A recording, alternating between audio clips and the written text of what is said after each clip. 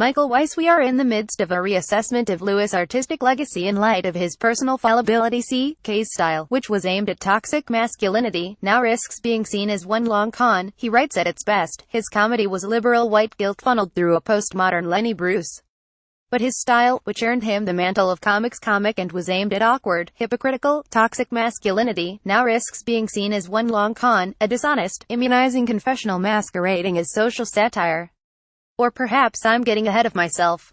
I hope I am. By contrast, Tig Notaro is one of the few outspoken comedians who was talking about that to whomever would listen, and she went one further by giving fictional life to the allegations in an episode of her Amazon series One Mississippi, a series produced by one Louis C.K., who also released her 2012 album about her cancer diagnosis. Notaro told The Times that she feels trapped by her association with him.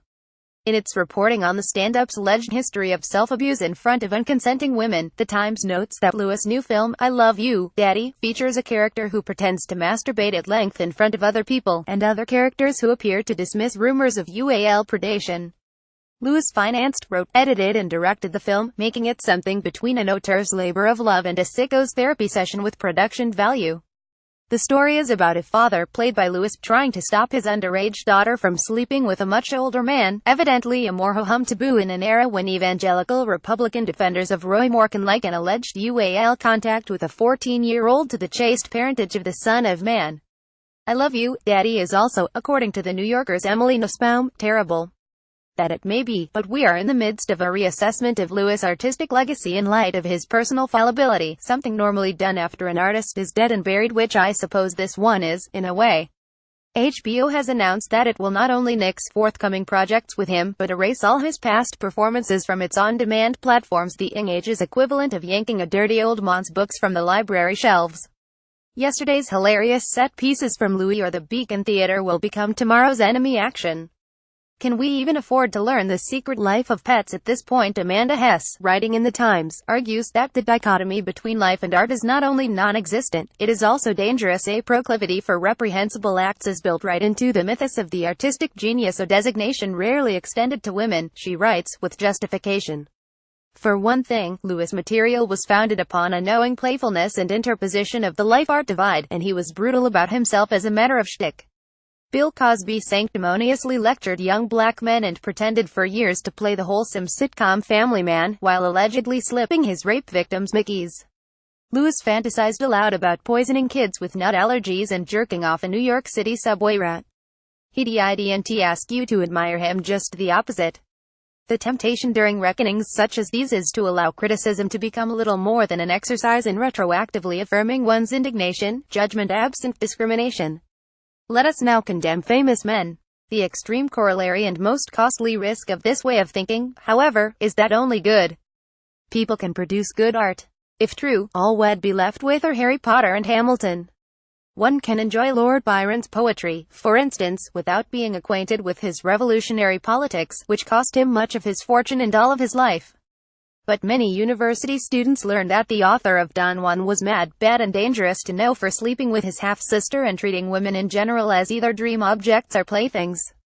There is ample evidence that his relationships with a series of young boys were more than strictly platonic too. And yet, when Polish Solidarity dissidents marched in the Lenin shipyards in Gdansk in 1980, they found Byron's verses, "For freedom's battle once begun, bequeathed by bleeding sire to son, though baffled oft as ever one," a worthy rallying cry, no matter the incestuous and promiscuous pedophile who composed them. T.S. Eliot was an anti-Semite who thought it a matter of public urgency to warn that the threat to any good society was any large number of free-thinking Jews. He first uttered these words in 1933, an unlucky year for Jews of any cognitive disposition, in a lecture at the University of Virginia. He then saw fit to print them in After Strange Gods. Yet none of that stopped a generation of mostly Jewish radicals orbiting partisan review from explaining how his poems represented a welcome seismic shift in literature and why this was so. The late Christopher Hitchens once remarked of Eliot's mentor and noted fascist and misogynist Ezra Pound that it is still theoretically possible for a fascist crank to be a good poet, but this particular fascist crank was not.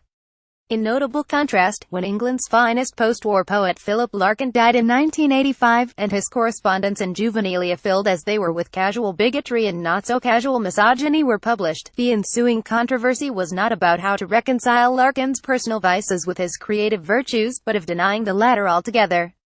In the case of Life v. Art, the jury of the correct thinking came down unanimously against both the plaintiff and the defendant. Auden once wrote of Yeats that he became his admirers in the 1990s. Larkin became, for a time, his detractors, reduced from a bard to a reactionary toad who wrote lesbian-o and laddish doggerel and told racist jokes to his pen pals. Nevertheless, Larkin's poems endure because they are good, even if the man who wrote them was that crummy textbook stuff from freshman psych. Not out of kicks or something happening, one of those old-type natural fouled-up guys, as he put it in Posterity, speaking in the voice of his future posthumous biographer. His antisocial deficiencies may not have been the wellsprings of his talent, but his awareness and ironic treatment of them surely enhanced his gifts. 31 years after his death, Larkin received his memorial in Poets' Corner at Westminster Abbey, the dispute over his legacy not so much forgotten as laid aside in favor of a more sober and dispassionate evaluation of his work. Our almost instinct, almost true, the stone monument quotes him, as if gently mocking the controversies that might have kept him out of this hallowed Parnassian precinct. What will survive of us is love. Actually, plenty else survives, too. But one needn't hold that the work be kept separate from the artist to appreciate it either on its own merits or as the reflection of a mess of a human being. If culture is only hero worship, then it will only ever disappoint us.